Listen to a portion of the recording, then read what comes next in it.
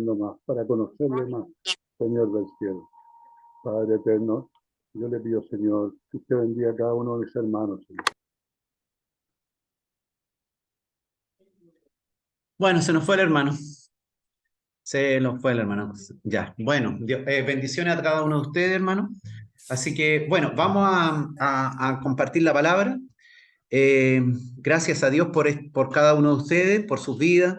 Eh, que esta sea una ocasión para que se sientan cercanos al Señor, que puedan entender quién el que está con ustedes es Dios mismo, no solamente Jesús es nuestro Salvador, sino que además es Dios hecho hombre. Así que hermano, vamos a ver, aquí tengo el Evangelio. Vamos, ay, ¿cómo? Aquí tengo, ya. Tenemos el Evangelio de Lucas, capítulo 9. Evangelio de Lucas, capítulo 9. Aquí está. Vamos a compartir pantalla. A ver.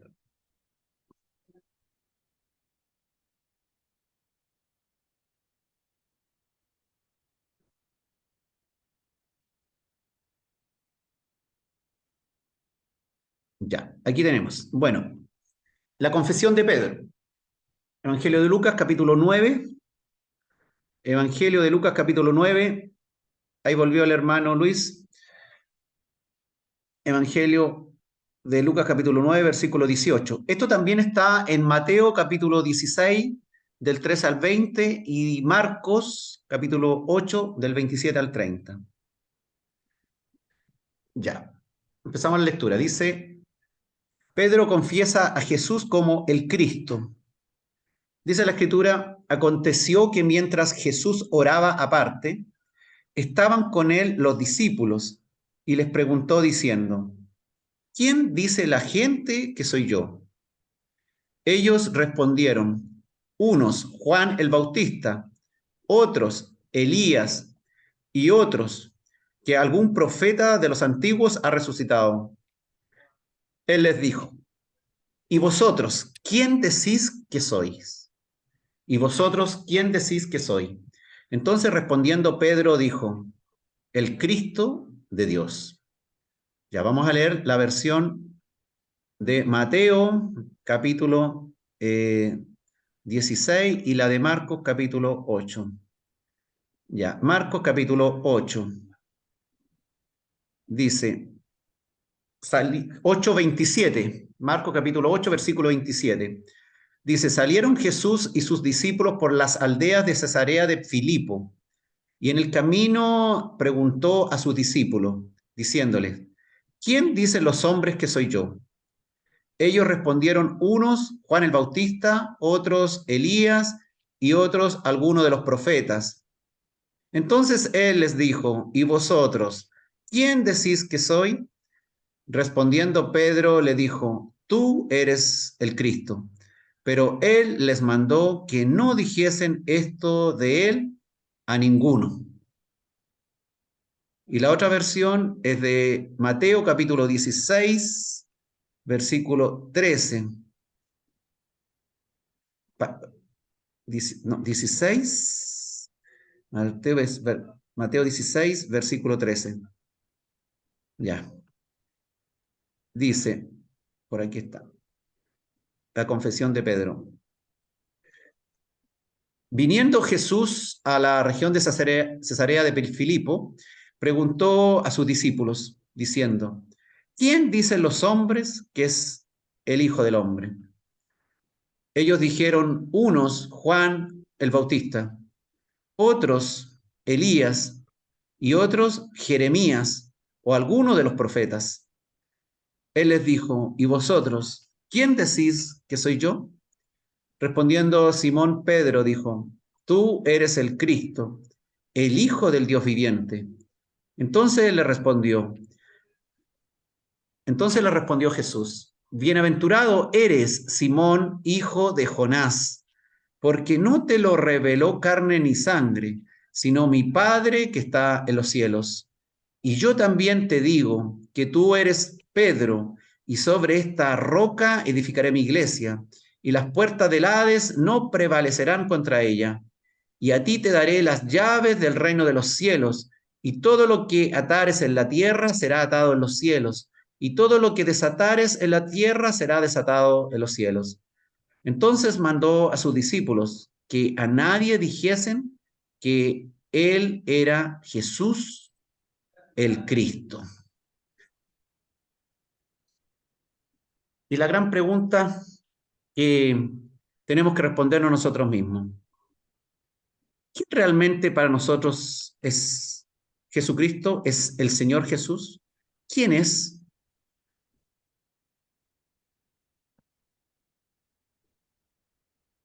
¿Alguien me puede decir quién es Jesús? El Hijo de Dios, ¿El Dios Hijo de mismo. Dios?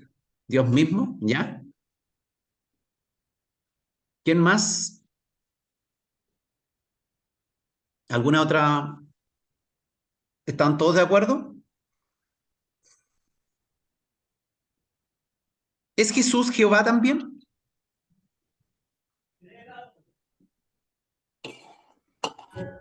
Sí, hermano. Sí, muy bien. ¿Alguien está en desacuerdo con eso? ¿O están todos de acuerdo? De acuerdo. De acuerdo, perfecto. De acuerdo. ¿Habita el Padre en Jesús? ¿Es el Padre en Jesús? ¿O Jesús solamente es el Hijo y no el Padre en él? No, es uno solo, son uno solo, Padre, Hijo, Espíritu Santo. El Perfecto, Padre está Dios en el está en Cristo como Cristo es en el Padre. perfecto. El Padre está en el Hijo, dijo la hermana Dolores, sí. Amén. Amén. Sí, ahora, en nosotros, actualmente, ¿quién vive en nosotros? El Espíritu Santo, ¿Ya? Espíritu Santo. Cristo mismo, Cristo mismo, el Espíritu Padre, de Hijo y Cristo. Espíritu. El Padre, Hijo y Espíritu Santo. ¿Está bien que de repente en la iglesia nosotros cantemos a Dios y cantemos alguna alabanza que diga, desciende Espíritu Santo, desciende? no, porque ya está en nosotros, pues, hermano. Correcto, muy bien. Estaría mal, ¿no es cierto?, que nosotros digamos, desciende Espíritu Santo, desciende, porque hay alabanzas que cantan eso, ¿no es cierto?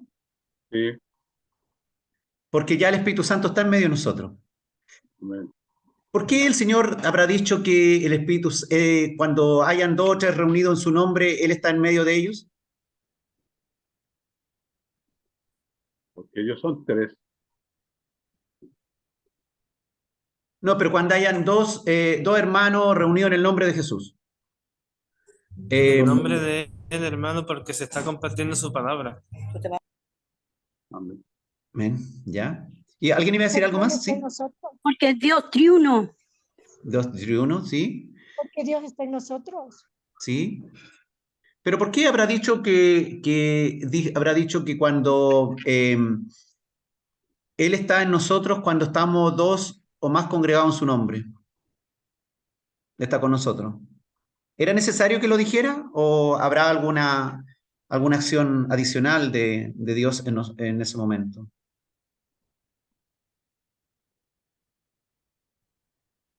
Porque decimos que si, por ejemplo, en este mismo momento, si cada uno de nosotros está convertido al Señor y el Espíritu Santo habita en cada uno de nosotros, ¿es necesario decir que cuando estamos todos nosotros congregados, Dios está con en medio de nosotros?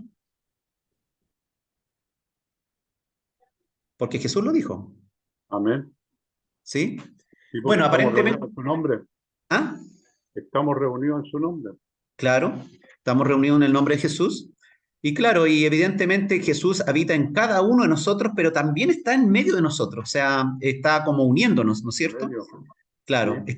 él está haciendo como un puente de unión, está haciendo como sinapsis con todos nosotros, ¿sí? Amén. Porque Dios está dentro de nosotros, pero también está fuera de nosotros, ¿verdad? Amén. Amén, ¿sí? Claro.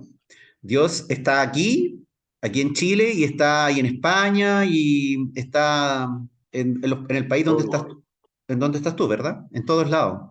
lados. Ya. Mire, Empecemos. Dice que aquí interesante porque la palabra en Lucas, que es la que estamos viendo, vamos a revisar Lucas, dice que Jesús estaba en una situación especial. Dice que Jesús oraba con los discípulos, pero él estaba orando como aparte. Esta es como la única ocasión en que se menciona que con sus discípulos en general, Jesús estaba, a excepción de cuando le enseñó el Padre Nuestro, ¿no es cierto? Porque habitualmente como que Jesús se apartaba un tiempo, como que él se iba al monte, trataba de orar en privado. En Getsemaní también oró con Pedro, Juan y Jacobo, pero se quedaron dormidos, ¿verdad? Y acá también hay un evento especial donde Jesús también estaba ahí con todos los discípulos y estaba aparte orando. Y, y yo creo que, claro, la gente nos cuesta de repente decir, pero ¿por qué oraba Jesús si Jesús, él estaba en el Padre estaba en él, el Espíritu de Dios estaba ahí, el Espíritu Santo, estaba el Padre, el Hijo, el Espíritu Santo? ¿Cómo es posible que Jesús tenga que orar al Padre aparte? Eh, Hay cosas que yo creo que nos cuesta a nosotros humanamente comprender todo esto, porque la Biblia dice que Dios es espíritu, ¿no es cierto? Y por lo tanto hay cuestiones espirituales que nosotros no podemos comprender plenamente. Tratar de cabecearnos en que la gente dice, no, que Jesús no estaba completo, era solamente como hay algunas sectas, ¿no es cierto? Entre ellas los testigos de Jehová, ¿no es cierto? Que dicen que Jesús solamente es la creación de Dios, es el primogénito de la creación, es un ser creado y que es el salvador del mundo, pero es un ser creado, o sea, no es como un Dios chiquitito, que por eso que tiene que orarle aparte y orar aparte a Dios. Porque no está la plenitud de Dios en él. Pero de todas maneras, claro, se aprovechan de estos versículos para un poco poner en duda la tremenda obra de Dios en nosotros.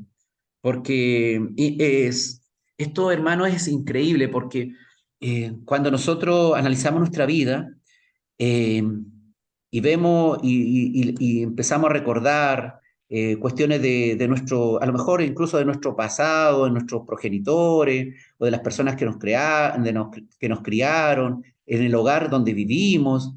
Es increíble poder, y nuestra propia vida, nuestra vida de pecado, nuestra vida, lo que hemos hecho, lo que hemos hecho mal, cuántas veces nos equivocamos y nos seguimos equivocando, entender que Dios vino a nosotros, o sea, una cuestión que es una cuestión realmente, como decimos, incomprensible. Su amor es incomprensible, su compasión es incomprensible, porque Él no es menos Dios porque no nos rescate, o sea, el hecho que, no sé, por decirte, rescate a 1.000 millones de personas que han existido y no rescate a 20.000 millones de personas que han existido, él no es menos Dios, ni tiene menos poder, o tiene más o menos, el que rescate o no rescate. Sencillamente, cuando yo veo, por ejemplo, que no soy un perfecto hijo de Dios, yo le pregunto a Dios, Señor, pero, y me he equivocado nuevamente, y he pensado, he obrado de mala forma, he respondido de mala manera, he ocupado mal mi tiempo, he hecho cosas. Yo digo, ¿por qué Jesús, el Dios hecho hombre, ¿por qué viniste a mí si soy tan imperfecto? O sea, a pesar de que conozco esto, conozco la palabra, sé quién eres, sé que eres el Todopoderoso, que está en todo lugar, que me ves, que escucha todo lo que hablo, que lees mis pensamientos, que antes que la palabra mía esté en mi boca, tú ya conoces todo eso. Y sabiendo lo imperfecto que soy, que no soy el mejor padre, que no soy el mejor hijo, que no soy el mejor marido, el mejor cónyuge, eh, ¿por qué? O sea, es increíble cuando uno se empieza a dar cuenta realmente quién es Jesús. Porque, claro, cuando yo lo veía en las películas o uno lo ve en una película de Jesucristo, Jesús de Nazaret, por ejemplo, y ves cómo lo castigan y luego lo ves crucificado y a ti te da pena del pobre Jesús que está ahí crucificado, sufriendo, siendo maltratado, pobre de él. Oye, claro, o sea, pero él lo hizo y ni siquiera lo hizo por obtener una corona, porque la corona ya la tiene, no lo hizo para tener un reinado, porque el reinado ya lo tiene, él ya es el rey de reyes.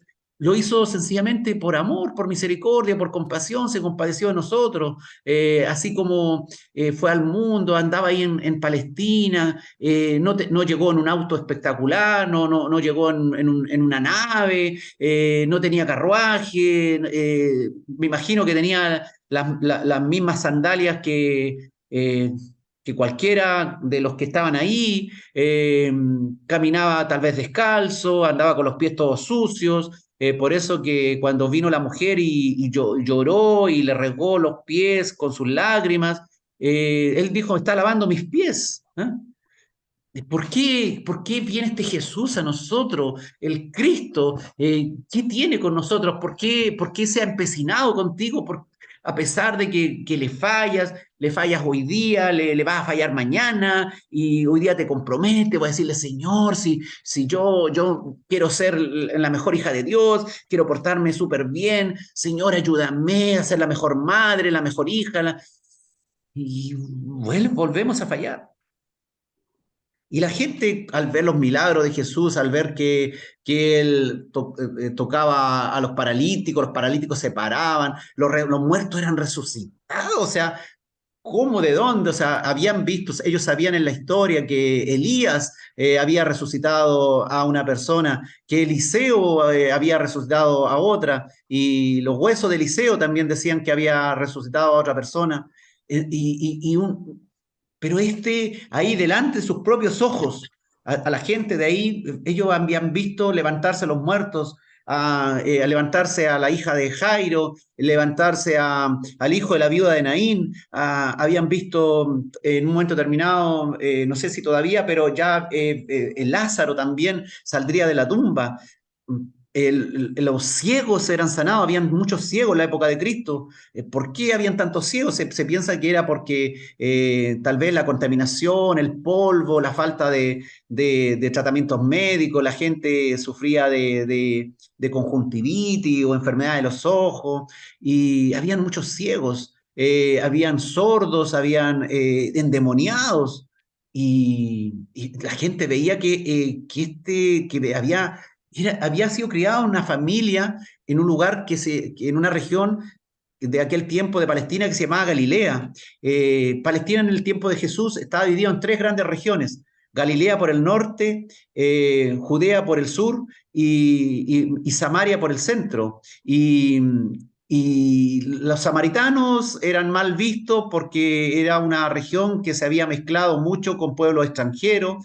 Los de Galilea tampoco eran muy bien apreciados, y los judíos, los que eran de Judea, ellos se creían realmente los mejores. Ahí estaba Jerusalén, ahí estaba Belén. Entonces, no, pero en todo caso Belén en ese momento no era muy bien apreciado, pero estaba Jerusalén propiamente tal.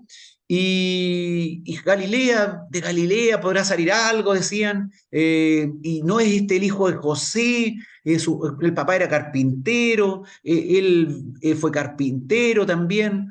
Vivía en una zona con mucha pobreza, en una zona dominada por el Imperio Romano durante años, 30 años por lo menos. Jesús, sus primeros 30 años antes de empezar el ministerio, vivió bajo el dominio del Imperio Romano. Los romanos hacían lo que querían, cobraban impuestos, empobrecían a la gente, estaban los publicanos, que eran los mismos judíos que ayudaban, ¿no es cierto?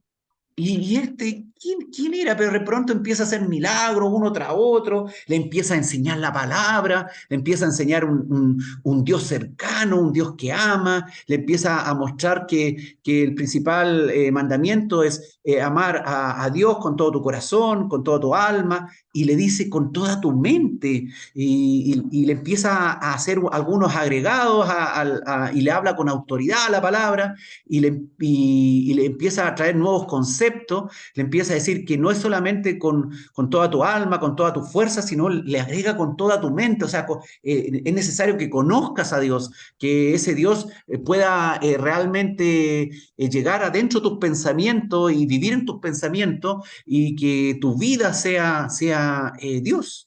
Y dice, y hace unos resúmenes tremendos de las Escrituras y resume el segundo mandamiento como amarás al prójimo como a ti mismo, y sus enseñanzas son impresionantes. Convierte el agua en vino. Luego de esto, de lo que ocurre acá, terminado esto, ellos volverán por el mar de Tiberíades y calmará la tormenta en alta mar.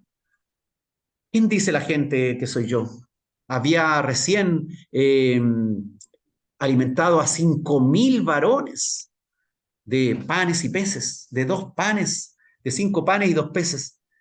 Y había multiplicado y la gente ya empezaba a hablar, ya había una animosidad de hacer que Jesús fuera el rey de ellos, pero no el Mesías al cual realmente venía, venía Jesús, sino como Cristo, él venía a hacer el sacrificio por nuestros pecados, pero ellos esperaban al rey salvador, al rey que iba a eliminar, ¿no es cierto?, a los romanos y todo eso. Y la gente estaba empezando ya a confundirse. Algunos decían, imagínate que ellos conocían las Escrituras, pero ya algunos decían que vieron a Juan el Bautista. Ellos sabían que Juan el Bautista, muchos sabían que Juan el Bautista había bautizado a Jesús. A Juan el Bautista lo acababan de matar, ¿no es cierto? Y mira las respuestas tontas. Decían que Jesús era Juan el Bautista. Imposible que fuera Juan el Bautista. Si Juan el Bautista vivió 30 años o 32 años al mismo tiempo que Jesús. Imposible que fuera Juan el Bautista. Acababa de ser decapitado, ¿no es cierto? No podía ser Juan el Bautista. Otros decían que era Elías, o sea, estamos hablando que ellos creían en la reencarnación. Estaban pensando que era el profeta Elías, porque la Escritura decía que Elías iba a volver. Otros decían que era Jeremías algún otro profeta. La Biblia jamás enseñó así de plano que las personas se iban a reencarnar y iban a volver a vivir de una manera como ellos se lo están imaginando en este momento. Se conocía, ¿no es cierto?, sobre la resurrección, pero no se conocía esto de que Elías o Jeremías se fuera a reencarnar nuevamente de esta manera. Y él les pregunta a ellos que han vivido, que lo han visto, que han visto sus milagros, él les pregunta, ¿y vosotros quién decís que soy? Claro, nosotros hoy día respondimos espectacularmente bien la pregunta, porque finalmente nosotros conocemos la Escritura y nos reunimos y ahora tenemos el Espíritu Santo de Dios que nos va haciendo entender la Escritura. En ese tiempo, esta gente, los discípulos todavía no habían recibido la promesa del Espíritu Santo que recuerden ustedes, ¿no es cierto?, que fue recibida 50 días después de la muerte de Cristo. Esto es, como Cristo resucitó, estuvo 40 días acá, o sea, hubo 10 días entre el día 40 en que Cristo fue alzado al cielo y se produjo la manifestación del Espíritu Santo en Pentecostés. Hubo 10 días en que los discípulos oraron, se reunieron, ahí estuvo María, ahí estuvo los apóstoles, estuvieron orando en el lugar alto, en el aposento alto, y hasta que recibieron el Espíritu Santo. Así que ellos solamente con su mente humana trataban de decir quién era realmente, porque humanamente ellos pensaban igual que el resto, vivían con ellos, pero ahí uno ve la importancia, hermano, de tener el Espíritu Santo. A veces nosotros como que no vemos que nuestra inteligencia no. No, yo me di cuenta inmediatamente la palabra, como que se iluminó la ampolleta, dicen algunos, ¿no es cierto? Se me iluminó la ampolleta e inmediatamente entendí lo que era. Y hay que imaginarse que estos hombres habían vivido, convivido, habían visto todo eso, pero aún no eran capaces de darse cuenta quién era Jesús, porque tampoco entendían esto, porque ellos pensaban que el Cristo, el Mesías, tenía que ser alguien con poder, con autoridad, con carruaje, con poder militar. Y estaban frente a conocían la escritura, pero no podían entender a qué se refería todo esto. Y cuando Pedro dice, tú eres el Cristo, el Hijo del Dios viviente, como dice Mateo, Jesús inmediatamente le dice, eso no te lo reveló carne ni sangre. No es que tú, Pedro, sea hiperdotado, superior, sencillamente te lo reveló el Espíritu Santo de Dios. Ese Espíritu que hoy día a nosotros nos dirige, que es el mismo Espíritu que le reveló a Pedro la verdad, es el Espíritu que hoy día te revela a ti las verdades o las mentiras que hay en tu vida. Es lo que te hace meditar cuando estás haciendo algo mal, cuando las cosas no las estás haciendo correctamente, cuando debieras haber pedido perdón y no has pedido, cuando debieras haber perdonado y no has perdonado. Y resulta que a veces uno piensa que es como el remordimiento que tenemos, pero es el Espíritu de Dios que actúa en ti. Es el Espíritu de Dios que quiere corregirte, que quiere perfeccionarte, que te está revelando las verdades, que te está revelando, está diciendo, es necesario que trabajes. Estás muy flojito en esto en el Evangelio. Estás muy quedado, estás muy perezoso. Cuando tú empiezas a sentir ese desasosiego que parece que, no sé, como que te sientes inútil, como que te falta algo por hacer. No es una carnalidad tuya. Es el Espíritu de Dios que está actuando en ti. Es el Espíritu Santo que te está diciendo, es que no lo estás haciendo correcto, es que no estás entendiendo, es que el camino es para allá, no es para acá. No está bien que tome estos negocios, que te meta en estas deudas, no está bien que manejes tu vida de esta manera, que vivas con plata que no tienes, y es ese entendimiento que empezamos a tener, es lo que el Señor dijo, que que íbamos a amar a Dios con toda nuestra fuerza, con toda nuestra alma, con toda nuestra mente. Y esa mente que nosotros llega a nosotros a interferir con nuestras ideas, no para nuestro mal, no porque quiere que nosotros seamos unos esclavos, unos robots que obedecemos, sino porque ese Espíritu Santo que está en ti, así como le reveló a Pedro quién era Jesús, te va revelando día a día diversas cosas importantes. Labores que tú tienes que tomar como integrante de la Iglesia de Dios, como integrante del cuerpo de Cristo. Que no te debes quedar en una situación de ahí no, si déjenme a mí con lo que estoy haciendo nomás. Bueno, si el Espíritu Santo realmente te está manteniendo en un estado, tiene una buena relación con Dios, estás orando, estás leyendo la Escritura y te sientes cómodo, cómo estás llevando tu relación de iglesia, tu relación espiritual, con los hermanos o tu vida común con las personas que conviven habitualmente contigo, amigos, familiares, vecinos, compañeros de trabajo, no sé. Porque en todo el Espíritu Santo va a estar, no solamente para decirte, sí, esta palabra significa tal cosa. Sí, acabo de comprender lo que está diciendo. El Espíritu Santo va a estar contigo para revelarte a Cristo. Y la revelación de Cristo no es solamente decir, como decíamos al principio, ¿quién es Cristo? Es Dios en nosotros. La revelación de Cristo, la revelación es que Dios toma el control y dirige nuestra vida. No para que nosotros seamos, como te decía, su esclavo en el sentido malo, sino en el sentido de un servidor de Dios para nuestro bien, si finalmente la otra posibilidad es el infierno. Si no tenemos como más alternativa, alguien podrá decir, no, yo he escuchado a personas que en la consulta médica, yo le digo, no, yo le empiezo a hablar un poquito, me dicen, no, déjeme tranquilito con mi Diosito nomás. Yo oro en mi casita. ¿Y por qué no se congrega? No, que la iglesia está mucha, la iglesia aquí, la iglesia allá, los hermanos, no, es meter puro lío, meterse en problemas. Y quieren llevar un evangelio a su modo. Entonces, uno duda si realmente está el Espíritu Santo en ellos. Porque si tuviera el Espíritu Santo en ellos, le estaría lo estaría incomodando, lo estaría haciendo sentir mal.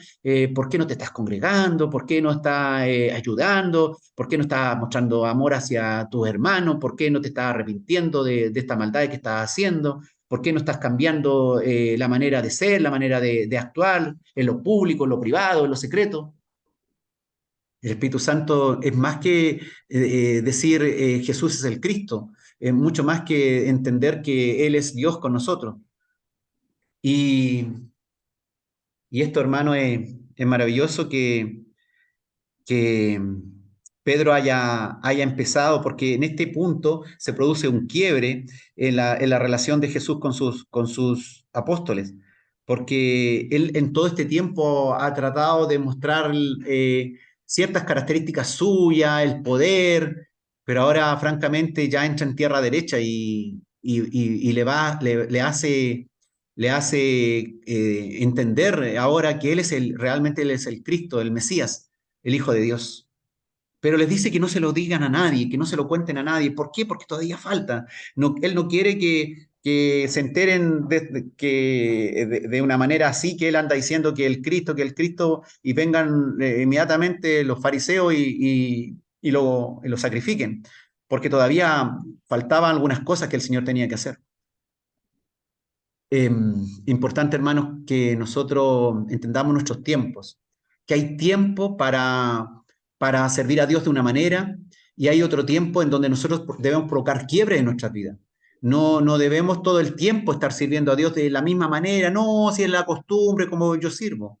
Hasta Jesús, hermano, hasta Jesús ahora, él ora al Padre y tal vez recibe en ese momento en la oración que le pregunta a sus discípulos, hay una comunión en eso, hay un entendimiento en la Trinidad de Dios, que es el momento que se produzca el quiebre, en que ahora realmente Él empieza a hablarle derechamente quién es Él.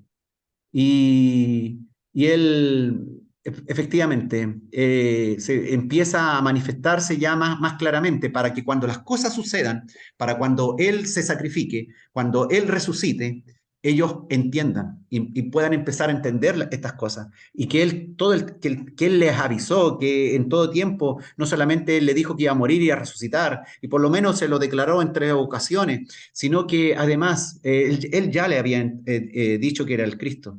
No solamente se lo dijo a él, también cuando sanó al ciego que le echó barro, saliva con barro, y le hizo un barro y lo hizo lavarse en el estanque de Siloé.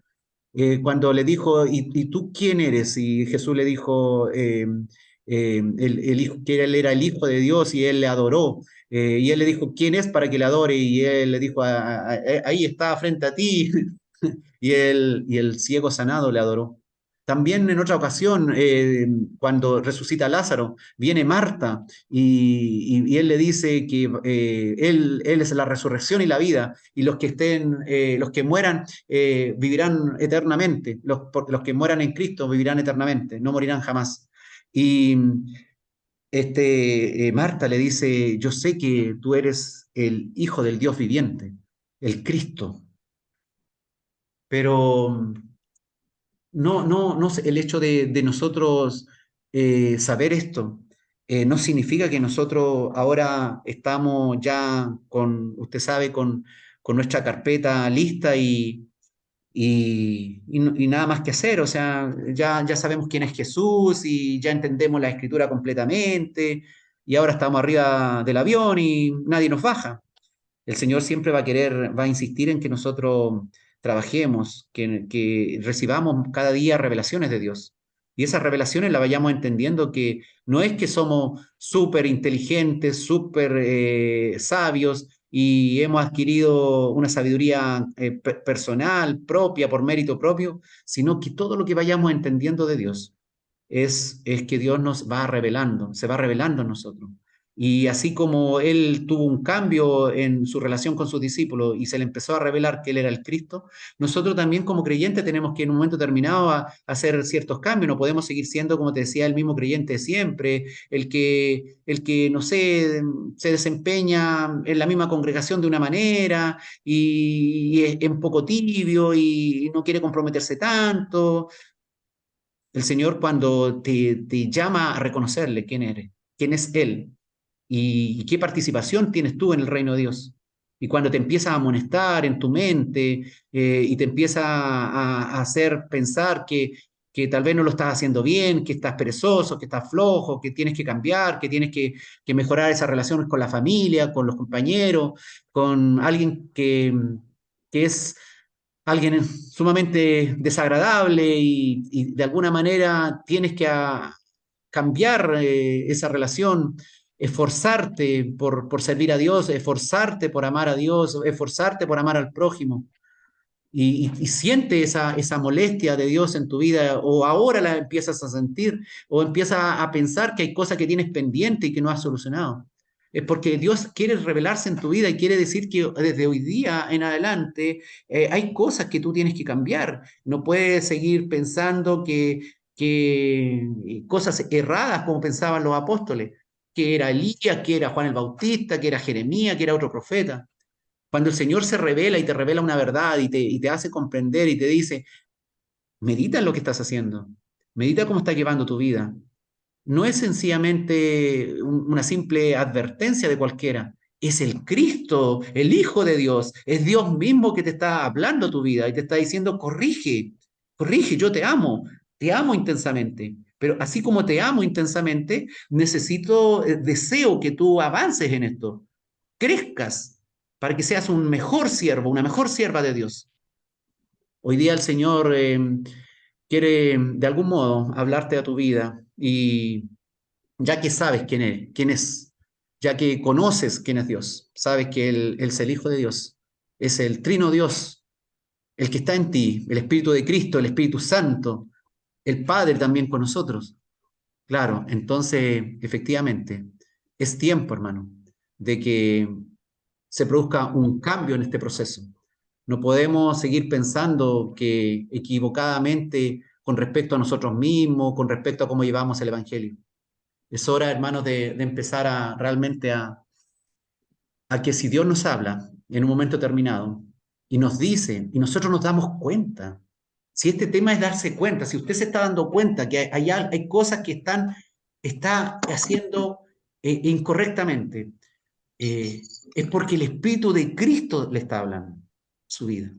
Es Dios que está revelándose a su vida. Le está haciendo entender. Y si Dios le está haciendo entender que hay cosas que está haciendo incorrectamente, es porque realmente Dios quiere provocar un cambio. Y no es palabrería y más palabrería y más... ya, sí, esta cuestión ya me la sé. No, es Dios revelándose a usted. Hermanos, Dios tiene tantos planes para con nosotros, pero nuestra relación con Dios no va a ser siempre plana. En un momento tenemos que despegar, en un momento tenemos que agarrar vuelo. Así como los pájaros, usted sabe, cuando son polluelos, las águilas, por ejemplo, siempre hablan de las águilas. En un momento determinado tiene que alzar el vuelo. Y nosotros en un momento determinado tenemos que dar el paso como creyente y realmente mostrar quiénes somos y quién nos dirige, quién habla con nosotros, que no es nuestra propia inteligencia humana, por la cual no estamos dando cuenta de las palabras de Dios, sino que es sencillamente, gloria al Señor, nosotros que no merecíamos nada, es el Espíritu Santo de Dios en ustedes, hermano. Gracias, Padre, por este tiempo, Señor. Gracias porque hay momentos que nosotros recibimos revelación tuya. Yo sé, hermanos, yo sé que mis hermanos y yo recibimos esa revelación tuya, Padre, y la dejamos pasar. Sabemos que tú nos hablas, y nos hablas con mucho amor, y nos hablas de una manera, nos hablas de otra. Nos pasan cosas buenas, nos pasan cosas malas. Tiempo de mucho calor, tiempo de mucho frío. Tiempo de dolor, tiempo de gozo. Tiempo para todo, pero en todo tiempo, de alguna manera, sabemos que tú nos has hablado, Señor. Cuando te revelas a nosotros, Señor, haznos tener el entendimiento para darnos cuenta que tú te estás revelando a nosotros. Si hoy día nosotros estamos entendiendo que el todopoderoso Dios está con nosotros, si hoy día estamos entendiendo que Cristo, el elegido, el santo, el salvador, el que volverá, el juez universal, el que se sentará un día en el juicio final, es el que nos está aconsejando. Señor, ayúdanos a tener entendimiento en esto y poder corregir los errores que tenemos en nuestra forma de llevar nuestra vida, nuestras malas, equivocadas formas de pensar. Porque así como los otros discípulos de Jesús, los otros discípulos escucharon a Pedro decir que Jesús era el Cristo y escucharon de Pedro, pero tú le hiciste ver que no era Pedro, Simón, el que había dicho todas estas cosas, sino que era una revelación de Dios. Así nosotros, Señor, podamos entender que cuando tú nos hablas, a través de algún hermano o hermana, que puede ser sencillo, pobre, tal vez no con mucho conocimiento, pero o alguna persona en la calle o en cualquier otro lugar, que nos corrija, nos diga, usted no debió haber actuado de esa manera, o usted debiera hacer una cosa u otra. Podamos ver también, así como vemos ver en el hambriento, en el pobre, en el necesitado, ver a Cristo. Podamos ver que tú nos hablas también. Ayúdanos a tener discernimiento espiritual para saber que es tu voz, para saber que tú, Dios, estás hablando, aconsejándonos, dirigiéndonos a través de tu Espíritu Santo. Ayúdanos a tener ese amor por la palabra para poder entender todas estas cosas, a mantenernos en comunión, en oración, para no equivocarnos.